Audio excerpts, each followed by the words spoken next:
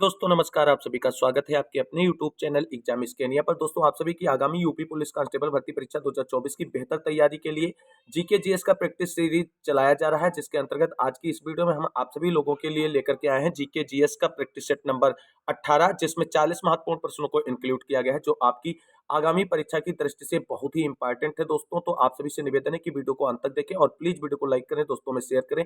जितने भाई बहन चैनल पर पहली बार विजिट करें, प्लीज चैनल को सब्सक्राइब करके बेल आइकन जरूर दबा लें आगे की तैयारी को फ्री ऑफ कॉस्ट जारी रखने के लिए।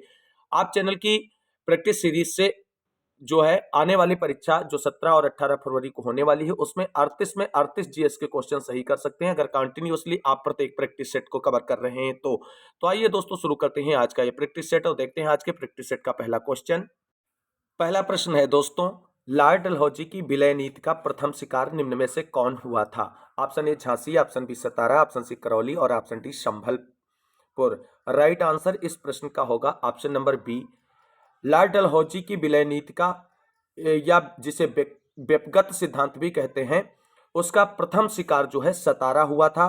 और दोस्तों आप सभी को बता दें, संभल जो है 1849 ईस्वी में इस नीति का शिकार हुआ, वहीं उदयपुर 1852 में और झांसी 1853 में और नागपुर 1854 में, और जबकि सतारा जो है वो आपका 1848 में इस नीति का शिकार हुआ था। तो लॉर्ड डलहौजी की जो विलय नीति है उसे व्यक्तिगत सिद्धांत के नाम से भी जाना जाता है। अगला प्रश्न है, रास बिहारी बोस द्वारा संगठित भारतीय स्वतंत्रता लीग किस संगठन का एक अग्रदूत था? राइट आंसर बताना है आप सभी को। राइट आंसर इस प्रश्न का होगा ऑप्शन नंबर बी, भारतीय राष्ट्रीय फौज का अग्रदूत था। अगला प्रश्न देखते हैं। अगला प्रश्न है दोस्तों यहाँ पर, निम्न में से कौन सा उपवेद नहीं है? राइट आंसर क्या होगा? आप सभी लोग फटाफट कमेंट करें। राइट आंसर होगा इस प्रश्न का क्या ऑप्शन नंबर डी, योग वेद जो है वो उपवेद नहीं है। अगला प्रश्न देखते हैं, निम्न में से कौन सा सुमेलित नहीं है, ये पूछा गया है इसमें, तो आपको बताना है कौन सा इसमें सुमेलित नहीं है। राइट आंसर होगा ऑप्शन नंबर सी, हुमायूं नामा सही सुमेलित नहीं है, क्योंकि हुमायूं नामा को हुमायूं ने नहीं बल्कि किसने लिखा था? गुलबदन बेगम ने लिखा था। अगला प्रश्न देखते हैं दोस्तों। अगला प्रश्न है, महावीर और उनके अनुयायियों की शिक्षाओं को लगभग 1500 वर्ष पहले जिस रूप में लिखा गया था, उसी रूप में वर्तमान में किस स्थान पर उपलब्ध है? राइट आंसर इसका होगा आप सभी के लिए ऑप्शन नंबर डी, गुजरात के वल्लभी में। अगला प्रश्न है, प्राचीन भारतीय इतिहास के सबसे महत्वपूर्ण शासकों में से एक चंद्रगुप्त द्वितीय की पुत्री का नाम बताएं।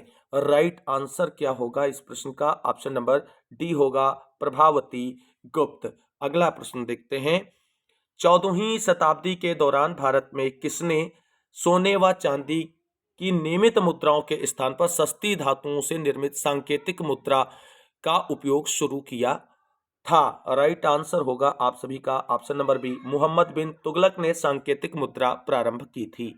अगला प्रश्न है, बंगाल में स्वदेशी आंदोलन के दौरान बनाए गए तिरंगे झंडे में कौन कौन से रंग थे? राइट आंसर होगा ऑप्शन नंबर सी, लाल, हरा और पीला। अगला प्रश्न है आप सभी के लिए, ईस्ट इंडिया कंपनी की गतिविधियों को विनियमित करने के लिए ब्रिटिश संसद द्वारा रेगुलेटिंग एक्ट कब पारित किया गया? और राइट आंसर दोस्तों होगा ऑप्शन नंबर डी, 1773 में रेगुलेटिंग एक्ट पारित किया जाता है, और इसी एक्ट के तहत 1774 ईस्वी में जो है कलकत्ता में एक सुप्रीम कोर्ट की स्थापना की जाती है। अगला प्रश्न है, निम्नलिखित में से किस स्वतंत्रता सेनानी ने नौजवान भारत सभा की स्थापना की थी? राइट आंसर बनेगा option number A, Bhagat Singh ने नौजवान भारत सभा की स्थापना की थी। अगला प्रश्न है, पृथ्वी चंद्रमा का एक चक्कर पूरा करने के साथ ही अपनी धुरी पर भी एक चक्कर पूरा करती है, कितने दिन में पूरा करती है? तो राइट आंसर बनेगा ऑप्शन नंबर ए यानी एक में। अगला प्रश्न है, भारत की मुख्य भूमि के देशांतर विस्तार कितना है, ये बताना है आप सभी को यहाँ पे। राइट आंसर होगा ऑप्शन नंबर ए। अगला प्रश्न है, निम्नलिखित में से किस राज्य से होकर कर्क रेखा नहीं गुजरती है? राइट आंसर क्या बनेगा इस प्रश्न का? आप सभी के लिए फटाफट कमेंट करें। तो राइट आंसर बनने वाला है ऑप्शन नंबर ए, उड़ीसा। आप सभी को बता दें, कर्क रेखा एक काल्पनिक रेखा है जो भारत के 8 राज्यों से होकर गुजरती है। ये राज्य है गुजरात, राजस्थान, मध्य प्रदेश, छत्तीसगढ़, झारखंड, पश्चिम बंगाल, त्रिपुरा और मिजोरम। जबकि उड़ीसा से ये रेखा नहीं गुजरती है। अगला प्रश्न है, भारत का वह सबसे ऊंचा जलप्रपात या झरना कौन सा है जिसकी ऊंचाई 1493 फीट है? तो राइट आंसर इसका बनेगा ऑप्शन नंबर ए, कुंचिकल जलप्रपात, कर्नाटक। ये किस नदी पर स्थित है? इसका आंसर आप सभी लोगों को कमेंट करके हमें बताना है। अगला प्रश्न देखते हैं। अगला प्रश्न है, प्रशांत को रिंग ऑफ डैश डैश का वलय भी कहा जाता है। किसका रिंग ऑफ जो है कहा जाता है? तो राइट आंसर बनेगा आपका option number C, ring of fire का वलय भी कहा जाता है। किसे? प्रशांत के रिंग को कहा जाता है ये। अगला प्रश्न है, नई औद्योगिक नीति 1991 के समय वित्त मंत्री निम्न में से कौन थे? इंपॉर्टेंट क्वेश्चन है और कई बार परीक्षाओं में पूछा गया है। राइट आंसर होगा option number C, doctor Manmohan Singh. अगला प्रश्न है आप सभी के लिए, निम्नलिखित में से कौन प्रत्यक्ष कर है? तो राइट आंसर बनेगा आप सभी का ऑप्शन नंबर सी, सीमा शुल्क एक डायरेक्ट टैक्स अप्रत्यक्ष कर है। अप्रत्यक्ष कर दोस्तों यहां पर पूछा गया है, तो सीमा शुल्क एक अप्रत्यक्ष कर है, बाकी सभी जो है वो प्रत्यक्ष कर है। टैक्स दो प्रकार के होते हैं, एक डायरेक्ट टैक्स और एक इनडायरेक्ट टैक्स। अगला प्रश्न है, प्रधानमंत्री द्वारा कब बेटी बचाओ बेटी पढ़ाओ घोषित किया गया? और राइट आंसर बनेगा आपका ऑप्शन नंबर ए, 22 जनवरी 2015 को बेटी बचाओ बेटी पढ़ाओ घोषित किया गया। अगला प्रश्न है, महालनोबिस मॉडल पर कौन सी पंचवर्षीय योजना आधारित थी? राइट आंसर इसका बनेगा ऑप्शन नंबर बी, द्वितीय पंचवर्षीय योजना महालनोबिस मॉडल पर आधारित थी। अगला प्रश्न है, बैंकिंग सुधार समिति को निम्न में से किस नाम से जाना जाता है? ये कई बार पूछा गया प्रश्न है। राइट आंसर होगा ऑप्शन नंबर डी, नरसिंघम समिति के नाम से जाना जाता है। अगला प्रश्न है, निम्नलिखित में से कौन पंचायतों की वित्तीय स्थिति का पुनर्विलोकन करने के लिए वित्त आयोग का गठन करता है? और राइट आंसर इसका आपका बनने वाला है ऑप्शन नंबर सी, संबंधित राज्य का राज्यपाल जो है वो वित्त आयोग का गठन करता है। अगला प्रश्न है दोस्तों यहाँ पर, भारतीय नागरिकों के मौलिक अधिकारों का वर्णन भारतीय संविधान के किस अनुच्छेद में किया गया है?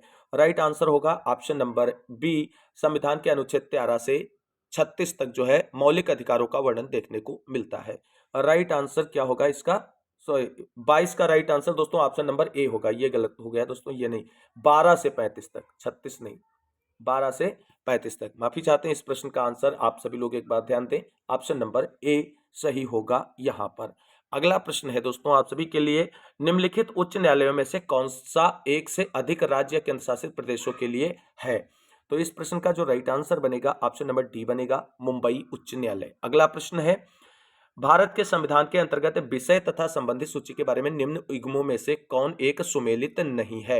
राइट आंसर इसका बनेगा आपका ऑप्शन नंबर बी, शेयर बाजार जो है वो समवर्ती सूची में है, ये सही सुमेलित नहीं है, बाकी सारे तथ्य सही सुमेलित हैं। अगला प्रश्न देखते हैं, निम्नलिखित संविधान संशोधन अधिनियमों में से किस एक में यह प्रावधान किया गया है कि केंद्र और किसी राज्य में मंत्रिपरिषद का आकार क्रमशः लोकसभा सदस्यों की कुल संख्या एवं उस राज्य के विधानसभा के सदस्यों की कुल संख्या के 15% से अधिक नहीं होगी? तो किस संविधान संशोधन के द्वारा ये प्रावधान किया गया है? तो राइट आंसर होगा ऑप्शन नंबर ए, 91वें संविधान संशोधन के द्वारा। अगला प्रश्न है, सरौता कौन सी श्रेणी का उत्तोलक है? आप सभी को बताना है फटाफट। तो राइट आंसर होगा ऑप्शन नंबर बी, सरौता द्वितीय श्रेणी का उत्तोलक है।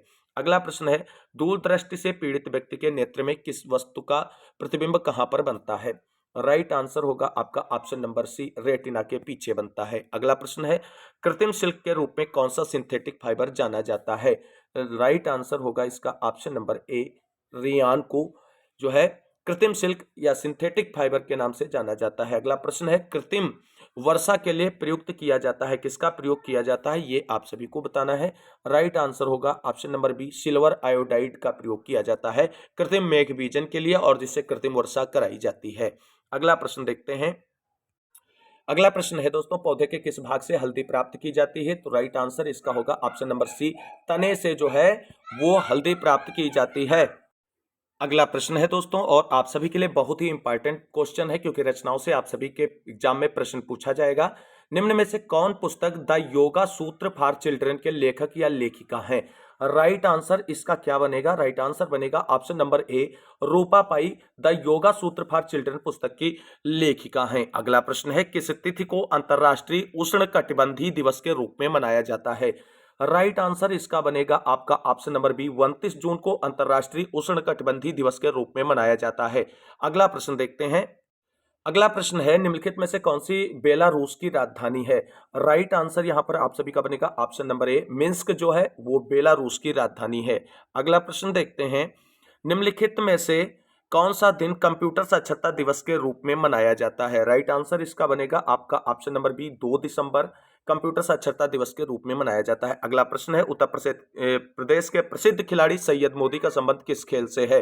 राइट आंसर होगा आपका ऑप्शन नंबर डी, बैडमिंटन से। अगला प्रश्न है, अंतर्राष्ट्रीय श्रम संगठन यानी ILO का मुख्यालय कहाँ स्थित है? राइट आंसर होगा option number A, Geneva, Switzerland. अगला प्रश्न देखते हैं, त्रिवेणी महोत्सव कहाँ मनाया जाता है? इंपॉर्टेंट क्वेश्चन है दोस्तों। तो राइट आंसर होगा इसका आप सभी का ऑप्शन नंबर सी, इलाहाबाद में त्रिवेणी महोत्सव मनाया जाता है। अगला प्रश्न है, मलेशिया की मुद्रा का नाम क्या है? तो राइट आंसर इसका क्या बनेगा? राइट आंसर बनेगा ऑप्शन नंबर डी, मलेशियाई रिंगित जो है वो मलेशिया की मुद्रा का नाम है। अगला प्रश्न देखते हैं।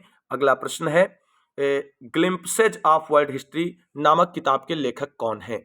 राइट आंसर होगा इसका आप सभी लोगों के लिए answer number option number C, Jawaharlal Nehru. अगला प्रश्न देखते हैं, भारत उत्तर पश्चिम में डैश डैश डैश के साथ अपनी भूमि सीमा साझा करता है। उत्तर पश्चिम में किसके साथ भारत की सीमा लगती है उसके बारे में पूछा गया है। राइट आंसर होगा ऑप्शन नंबर डी, अफगानिस्तान। अगला प्रश्न है, इरविकुलम राष्ट्रीय उद्यान कहाँ स्थित है? बहुत इंपॉर्टेंट क्वेश्चन है दोस्तों। राइट आंसर होगा ऑप्शन नंबर सी, केरल में इरविकुलम राष्ट्रीय उद्यान स्थित है। आज के वीडियो का अंतिम प्रश्न है दोस्तों, मलेशिया का राष्ट्रीय खेल कौन सा है? तो राइट आंसर क्या होगा? राइट आंसर है ऑप्शन नंबर ए, मलेशिया का राष्ट्रीय खेल सेपक टकराव है। तो दोस्तों ये था आप सभी की आगामी पुलिस भर्ती परीक्षा जो 17 और 18 फरवरी को आयोजित की जाएगी, उसकी बेहतर तैयारी के लिए सिलेक्शन वाले जीके जीएस का प्रैक्टिस सेट नंबर 18, जिसमें 40 महत्वपूर्ण प्रश्नों को इंक्लूड किया गया था जो आपकी परीक्षा की दृष्टि से इंपॉर्टेंट है। उम्मीद करते हैं आप सभी को यह प्रैक्टिस सेट अच्छा लगा होगा। अगर वीडियो अच्छा लगा है तो लाइक करें, दोस्तों में शेयर करें और चैनल को सब्सक्राइब कर लें आगे की तैयारी को फ्री ऑफ कास्ट जारी रखने के लिए। इस वीडियो में बस इतना ही। इस वीडियो को अंत तक देखने के लिए सभी साथियों को तहे दिल से शुक्रिया, बहुत बहुत धन्यवाद। मिलते हैं अगली वीडियो में नेक्स्ट प्रैक्टिस सेट के साथ, तब तक के लिए सभी साथियों को जय जय भारत, वंदे मातरम।